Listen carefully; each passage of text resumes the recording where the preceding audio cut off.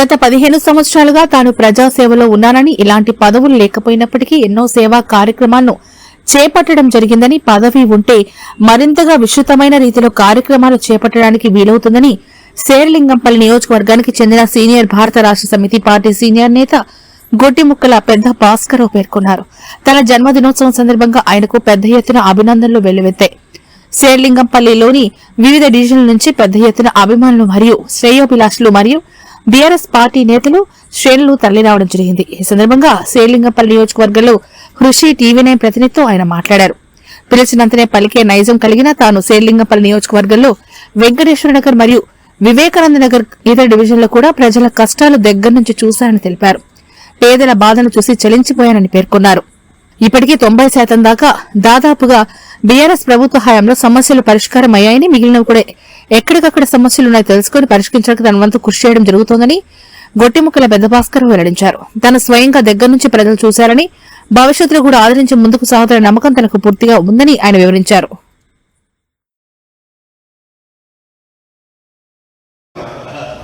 ఇప్పుడు మనం రంగారెడ్డి జిల్లాలోని శేర్లింగంపల్లి అసెంబ్లీ నియోజకవర్గం పరిధిలో ఉన్నాము. ప్రత్యేకించి ఈ నియోజకవర్గంలో అత్యంత సీనియర్ నేత మరియు బెస్ట్ సోషల్ వర్కర్, రాజకీయాల్లో మంచి పేరు సంపాదించుకున్న గొట్టిముక్కల పెద్ద భాస్కరరావు గారితో ఉన్నాము. ముఖ్యంగా నూతన సంవత్సరం జనవరి 1 రోజు వారి జన్మదినోత్సవం కావడం కూడా మరొక విశేషం కూడా. ఈ నేపథ్యంలో వారినే ఇక్కడ కొన్ని విశేషాలను కూడా అడిగి తెలుసుకుందాము. పెద్ద భాస్కరరావు గారు చెప్పండి, ఈరోజు బర్త్డే జరుపుకున్న సందర్భంగా మీరు ఇచ్చే జనరల్ సందేశం. శేర్లింగంపల్లి కుటుంబ సభ్యులకు నూతన సంవత్సర శుభాకాంక్షలు. ఈరోజు కన్నుల పండుగగా మన జన్మదిన శుభాకాంక్షలు ఇంత పెద్ద ఎత్తున ఇంత అభిమానుల మధ్యన జరుపుకోవడం నా అదృష్టంగా భావిస్తున్నా. ఒక పండుగ వాతావరణంలా ఉంది. నేను చేసిన ఇన్ని రోజుల కష్టానికి, ఇన్ని రోజులు చేసిన ఫలితానికి నాకు వచ్చిన జనాలే నాకు మెసేజ్ దీవెనలు భావిస్తున్నాను. అంటే బర్త్డే సందర్భంగా ఇంకా మీరు ఇంకేమన్నా గోల్ పెట్టుకున్నారు, ఇంకేం చేయాలనుకుంటున్నారు? నాకు పోస్ట్ ఉన్నా లేకున్నా నేను 15-20 ఏళ్ళ సంది పబ్లిక్లో ఉంటున్నా. పబ్లిక్ ఏ చిన్న అవసరం ఉన్నా అన్నా నేనంటే నేనున్నా అని చెప్పే మెసేజ్ ఉన్న వ్యక్తిని నేను. పబ్లిక్ ఏ అవసరం ఉన్నా నేను ముందు ఉంటాను. ఏ ఎలక్షన్లు వచ్చినా, ఇంతకుముందు నేను కాంగ్రెస్లో ఉన్నాను. కాంగ్రెస్లో ఇప్పుడు బీఆర్ఎస్లో ఏ విధంగా ఉన్నానో ఇంతకుముందు కాంగ్రెస్లో గిట్ట అదే విధంగా వర్క్ చేసిన, మొన్న బీఆర్ఎస్లో గిట్ట అదే విధంగా వర్క్ చేసిన. నాకు ముందు ఏదైనా అవకాశం కల్పిస్తే నేను 100% పబ్లిక్లోకి వెళ్ళి ఇంకా మంచి మెసేజ్ అందేయగలనని నా కోరిక. అంటే గతంలో మీరు రామాలయం టెంపుల్ చైర్మన్ కూడా పనిచేశారు. అంటే జనరల్గా ఎలాంటి కార్యక్రమాలు చేశారు? నేను ఎండోమెంట్ టెంపుల్ చైర్మన్ చేశాను. కుకుర్పల్లి పెద్దల్ని, గ్రామ ప్రజల్ని, నాయకులను అందరినీ కలుపుకొని పోయి ఇది టెంపుల్, ఈ టెంపుల్కి వీళ్ళు రావద్దు, వీళ్ళు రావాలనే భావన నా దగ్గర లేదు. అందరినీ కలుపుకపోయి కార్యక్రమం చేసే బాధ్యత నాది. ఎందుకంటే టెంపుల్ అంటే అందరిది, నాటి ఒక్కరిది కాదు. టెంపుల్ అంటే గ్రామ పెద్దలు అందరిది, పబ్లిక్లు అందరిది. ఆ మెసేజ్ నేను సీరియస్గా పబ్లిక్ తీసుకెళ్ళా, భక్తుల దగ్గర తీసుకెళ్ళా. టెంపుల్ అంటే ఏంటి? టెంపుల్ అంటే అందరూ రావచ్చు, అందరికి సంబంధించిన దేవుడు, అందరు దర్శనాలు చేసుకోవచ్చు. లేదు నా ఒక్కరికి సంబంధించిన టెంపుల్ అని ఎన్నడూ నేను భావించలే. అదే విధంగా చేసుకుంటూ పోయినా.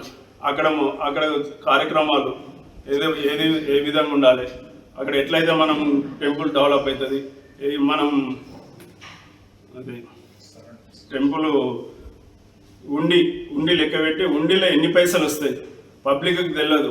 ఉండిలో ఎన్ని పైసలు వస్తాయని మొత్తం మన భక్తులను కూర్చునిపెట్టి ఉండి లెక్క పెట్టి ఆ ఉండిలో ఇన్ని పైసలు వచ్చినాయి అని చెప్పి పేపర్కి రాపించి వాళ్ళ భక్తులు వచ్చిన వాళ్ళంతా ఎంత అభిమానంతో, దేవుని మీద ఎంత భక్తితో ఉండిలో డబ్బులు వేస్తారో ఆ ఉండి డబ్బులు మొత్తం ఎండోమెంట్కి చెందే విధంగా, అందులో ఒక పైస కూడా ఫ్రాడ్ కాకుండా ఎండోమెంట్ చెందే విధంగా నా చైర్మన్ ఉన్నప్పుడు ఆ విధంగా నేను తీసుకున్నా.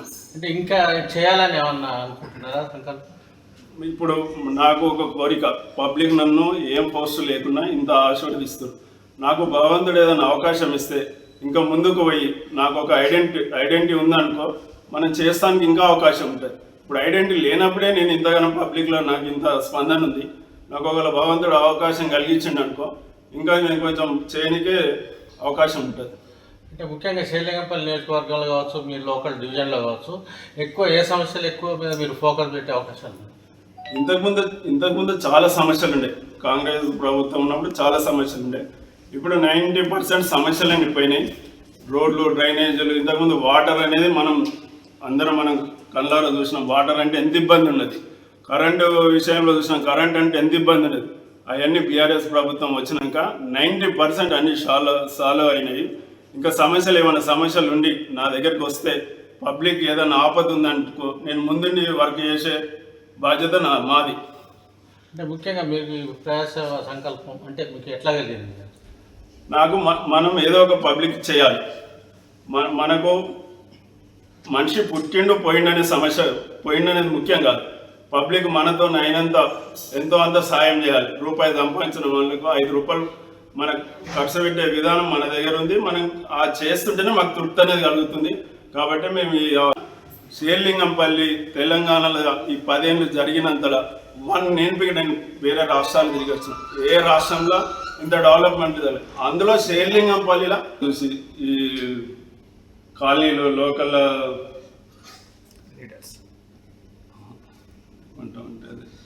ఇప్పుడు స్లమ్లు లోకల్ డివిజన్ పబ్లిక్లను చూసి వాళ్ళు మాకు చేస్తున్న సపోర్ట్ చూసి డివిజన్లో మాకు ఇంత 122 డివిజన్ వివేకానంద నగర్ అందులో వాళ్ళని చూస్తుంటే వాళ్ళు మా మీద చూస్తున్న అభిమానం చూస్తుంటే మాకు ఇంకా మోటివేషన్ కలుగుతుంటుంది. ఈ పబ్లిక్ ఇంకా చేయాలి, మనం చేసేది ఉంది. ఇంకా వాళ్ళకి ఏదైనా మంచి చెడు పండుగ అయినా, పెళ్ళిళ్ళైనా, పేరంటాలైనా మనకి ఇంతో అంతో ఆర్థికంగా మనం ఉన్నాం. వాళ్ళకి ఏదైనా సపోర్ట్ చేయాలనే దృక్పథంతోనే మేము ముందుకెళ్తున్నాం.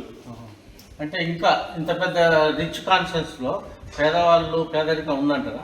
ఉన్నది. ఎంతైతే రిచ్ కాలనీలు ఉన్నాయో అంత స్లమ్ములు గిట్ట ఉన్నాయి. ఆ స్లమ్ముల ఇప్పుడు శేర్లింగంపల్లి అంటే మనం ఏమనుకుంటాం, హైటెక్ సిటీ అనుకుంటాం. అందులో కాలనీలు మామూలుగా స్లమ్ కాలనీలు గిట్ట చాలా ఉన్నాయి. అవన్నిటికీ మనం ఏదైనా మంచి చెడ్డ, మా అన్న ఉన్నాడు, మా అన్న అద్దమ రాత్రి అయితే పిలిస్తే మా అన్న వలుకుతాడు అనే సపోర్ట్.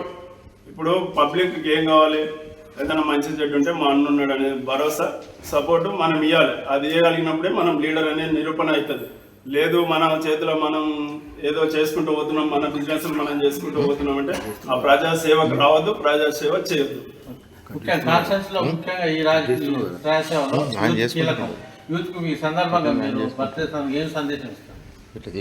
యూత్ చాలా అడ్వాన్స్గా ఉన్నారు.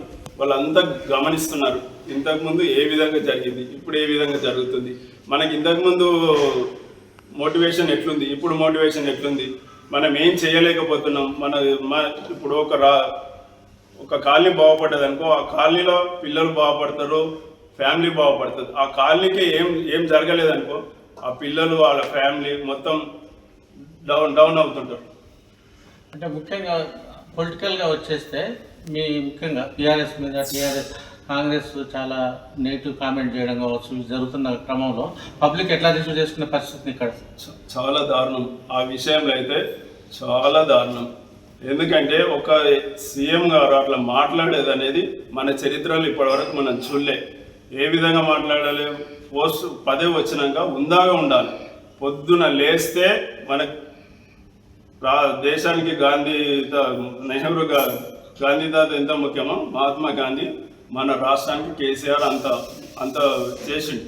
ఆ రాష్ట్రం తెచ్చిన ఆయన ఒక పెద్ద మనిషిని పట్టుకొని ఏం మాట్లాడాలి, ఏం మాట్లాడొద్దు, ఆడ ప్రోగ్రామ్ ఏంది, పిల్లలు ఏం చేస్తారు, పిల్లల ప్రోగ్రాంకి పోయి కేసీఆర్ నిలుతాడు. ఆయన నోటుకు మొక్కాలి, ఆయనకి ఏది అనిపిస్తుంది. ఒకరోజు కేసీఆర్ నిలుతాడు, ఓ రోజు కేటీఆర్ నిలుతాడు. ఇవన్నీ మానుకోవాలి. వాళ్ళ రాష్ట్రం తెచ్చిన పెద్ద మనిషి మెసేజ్ పాస్ చేయాలి. నువ్వు సీఎం అయినావు, ఒక అన్న అంటే మేము ఉన్నాం. మనది రాజకీయం అనేది ఒక కంపెనీ కాదు. మన అభిమానంతో మన దగ్గరకు వస్తారు. అభిమానాన్ని మనం చూపిస్తే అదే సపోర్ట్. వాళ్ళు మన కింద జాబ్ చేయట్లేదు. మనం వాళ్ళకి అభిమానం చూపిస్తే వాళ్ళు మనకు అభిమానంగా ఉంటారు. ఏదైనా మంచి చెడ్డకు మా అన్న ఉన్నాడు అనే మెసేజ్ వాళ్ళకి కావాలంటే అలా కుటుంబకుల పెద్ద భాస్కరరావు ముందుంటాడు. ఓకే, ధన్యవాదాలు. కుటుంబకుల పెద్ద భాస్కరరావు గారు. కెమెరామెన్ ఏఎన్ఆర్తో కుయిరాయలు, మేడ్చల్, మల్కాజ్గిరి జిల్లా. ఇంగ్లీష్ నగర్ నుంచి